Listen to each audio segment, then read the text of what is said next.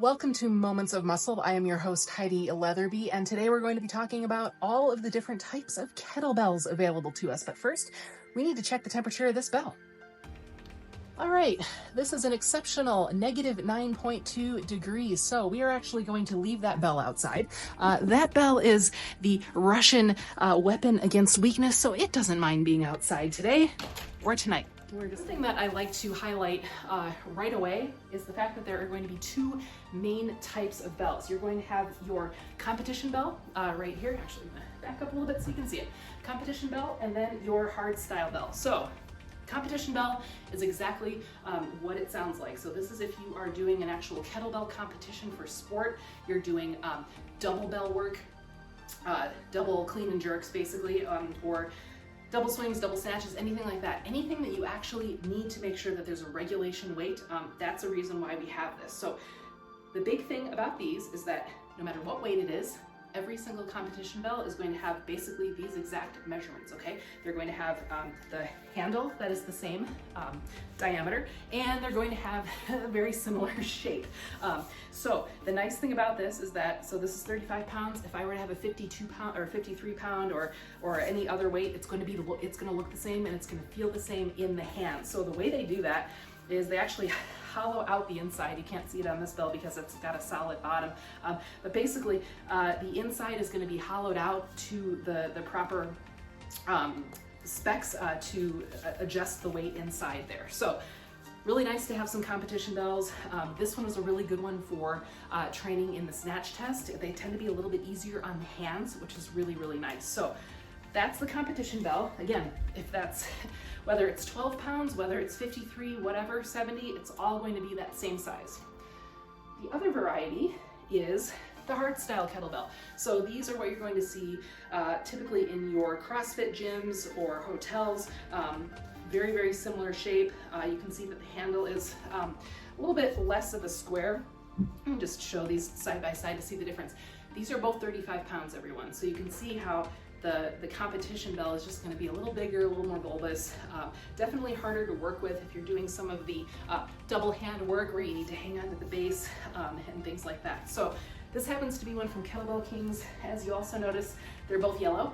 Yellow is the pretty much the standard for the 35-pound weight. That way, if you see a bunch of kettlebells lined up and you know what weight you need, you can just check out the color and pretty much know. Here's a little bit of a variety. This is from Yes For All, and this is the 22-pound. They actually have an orange coating, so really nice to have that color code. So those are the hard style bells. We've got a variety of different kinds of those. That's pretty much the main staple as far as kettlebells go. There's a few variations within the hard style that I wanted to go over. One being, I'll stand up and show you here. One being that there's actually a type that has a rubber bottom. These are from Apollo. They also help with grip, but one of the nicest things about these is that they do not scratch up your floor. So although you definitely need to be careful with picking them up and putting them down, you're not going to scratch up your floor as much with a rubber bottom. Similar to that, and another variety that I really like, this is another one from Yes For All. It's got a full vinyl coating on it. I see these primarily in hotels for the reason that I mentioned before of not scratching up the floor. They last a long time, and then they also offer more grip. So if you need to do work where you're, again, hanging onto that base, you're gonna find that there's a little bit more of a grip there, which is really, really helpful. Other than that, those are the two main varieties, and then some varieties within that. I've got this guy here. This one's a little bit more rusty.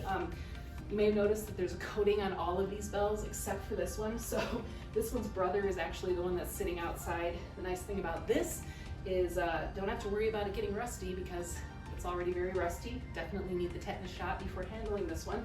But that's another one, a little more old school. Another thing that you may see when you are exploring the world of kettlebell weights is that you'll notice that they go up in larger increments, almost 8 pounds, around that. The reason for that is that kettlebells were originally manufactured in Russia. Yes, they are the Russian tool against weakness. And they had a measurement called pood, and one pood is actually 35 pounds. That's one. So the way original kettlebells were manufactured was by pood, and one pood, like, you know, it's kind of hard to go from 1 to 2 poods because then you're up 70 pounds, right? So they would break that down into half poods and quarter poods, which is why you'll see an 18-pound like this from Apollo. You'll see that the next weight up is actually a quarter pood weight up with the 26. That's kind of a big jump. And then with that said, the next weight up is the 35, 44, 53, and so on and so forth by quarter poods. So if you're concerned about wanting all kettlebells of one brand, definitely know what you're getting into, especially with the Apollos that go up by those 8-pound increments. You want to be sure that you know that. If you're looking for something that goes up in smaller increments, I have to say that Yes for All does a really great job of offering some of the more in-between sizes. So this one is a 22. Like I said, with some of the other bells, you're jumping from an 18 to a 26.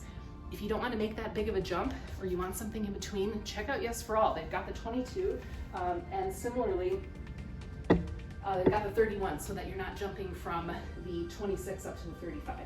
So hopefully that was helpful. I wanted to end with a quote today from my book, The Daily Warrior, and the quote is, "If it's important, do it every day," and that was by Dan Gable. And so if you're looking for the book, check out the link below. We've got that there, but I hope you enjoyed this little bit of a lesson about all things kettlebell types.